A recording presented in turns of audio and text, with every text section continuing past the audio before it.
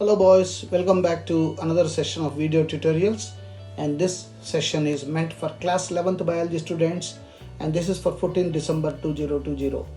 As we all know, we are revising the entire syllabus so that you will have clarity of thought about the various concepts, and in case you are missed out in our regular videos, you can have the clarity again and you can make a good notes out of this.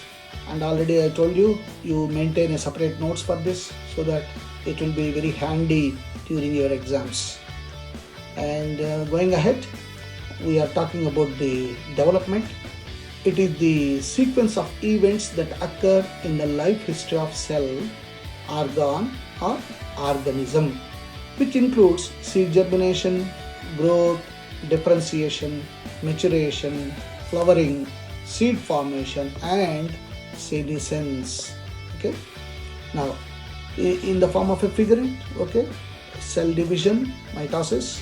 So you got a meristematic cell undergoes division and is responsible for continuous growth, and then plasmatic growth. So the cells will become matured enough, then the cells will undergo differentiation, and once they undergo differentiation, expansion, elongation, then maturation takes place, and after maturation the mature cell will start performing its function. Later on it becomes, after some time, old enough. The moment it becomes old enough, senescence, old age, and because of old age the cell enters into death. So this is how the cycle goes on. The sequence of development process takes place in a plant cell. Different structures develop in different phases of growth as well as in response to environment. The ability to change under the influence of internal or external stimuli is called plasticity. So this is important, you must remember. Don't think that plasticity is having plastics, okay, or city with plastics. It is the ability to change under the influence of internal or external stimuli is called plasticity. Heterophyly in cotton plant is the example of plasticity. This is the perfect example of plasticity, wherein it undergoes changes, that is adaptations. Plant growth regulators are simple molecules of diverse chemical composition which may be indole compounds, adenine derivatives or derivatives of carotenoids. Now with the natural things that are happening for the proper growth of the plant, there are two factors that always work out. One is the external factors, another is internal factors, as we told in our previous sessions. The external factors are, let's say, light, temperature, water, salinity, soil composition, all this. They decide the growth of the plant. Similarly, the internal factors also will decide the growth of the plants, and those are called growth regulators or growth promoters. And some of these chemicals in the form of hormones will help to maintain the plant to have a normal growth. One set of chemicals will promote growth, so we say growth promoting. Another set of chemicals or hormones will be growth inhibitors. So both of them work out, so the balance will be maintained. That is the purpose. So auxin, first one, auxins, which is a growth promoter. It was isolated by F.W. Wendt from tips of coleoptiles of oat seedlings. So thanks to this gentleman, the Becane disease of rice seedlings is caused by fungal pathogen Gibberella fuscori. E. Krusova found that this disease is caused due to the presence of gibberellin. See, Gibberella, gibberellin. Scoop and Miller identified and crystallized the cytokinins or cytokinases, promoting active substance called kinetin. That's why cytokinin.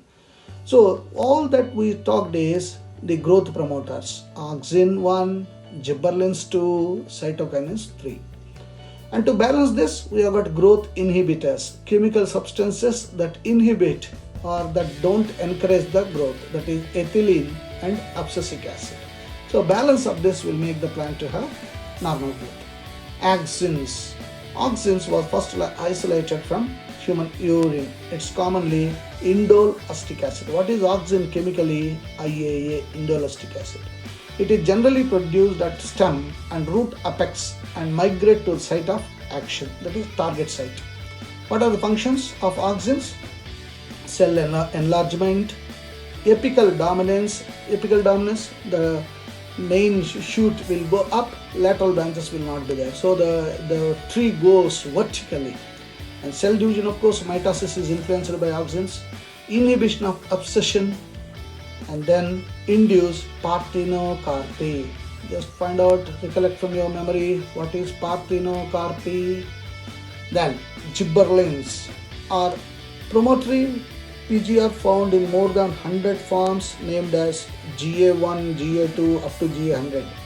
The most common one is GA3, that is gibberellic acid. What are the functions of gibberellic acid? Cell elongation, breaking of dormancy. If seeds are lazy, the dormancy, then we say. So dormancy will be broken by.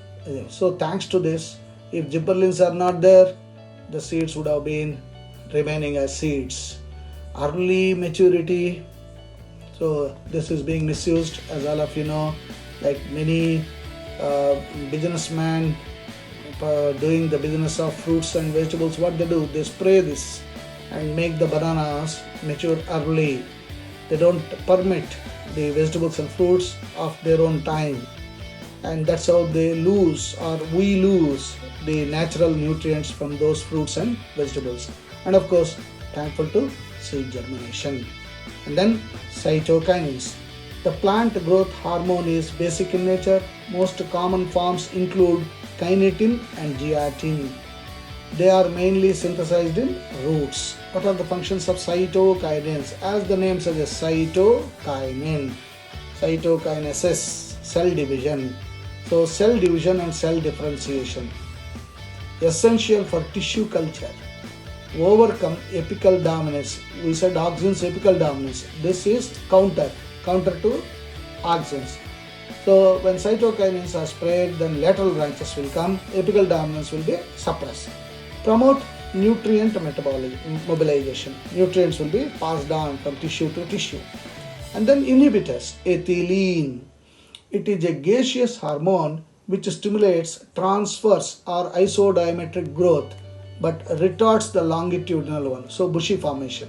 And I want you to remember this, gaseous hormone, many times NEET exam. Functions, inhibition of longitudinal growth. So instead of going direct, bushy formation. And most important function, fruit ripening. So fruits get ripened because of ethylene. Again, many businessmen spray this ethylene on the fruits and make them before they get matured, they will be made or they'll be forced to ripen, and those fruits will not be tasty at all. You must have tasted banana, you must have tasted apples, you must have tasted chicus. All these, they don't taste normally if we allow them to ripen in their own time. And then senescence, this old age and death, and promote apical dominance. So apex will be dominant. Next one is abscisic acid. It is also called stress hormone or dormin, stress hormone.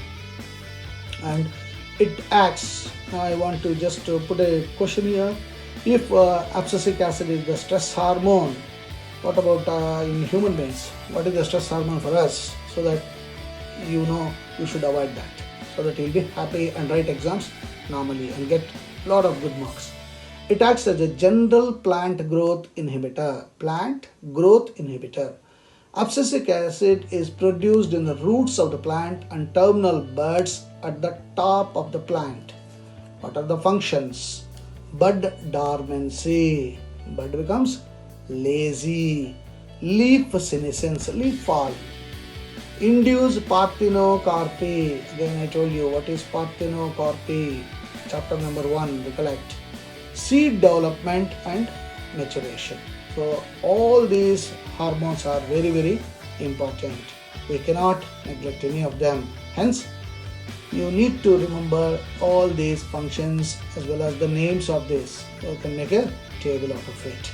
And going ahead, photoperiodism is the effect of photoperiods or their duration of light hours on the growth and development of plant, especially flowering, called photoperiodism. On the basis of photoperiodic response, flowering plants have been divided into following categories.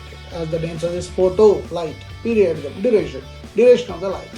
Short day plants. They flower when photoperiod is below critical period. That is continuous duration of light, which must not be exceeded in short day plants and should always be exceeded in long day plants in order to bring them to flowers. Example, xanthium, rice, sugarcane, potato. These are all short day plants. Long day plants. These plants flower when they receive long photoperiod of light greater than the critical period. Example, radish, barley, lettuce. And day neutral plants, the plant cannot blossom throughout the year. Example, beans, wild kidney. Only they just blossom once in a year.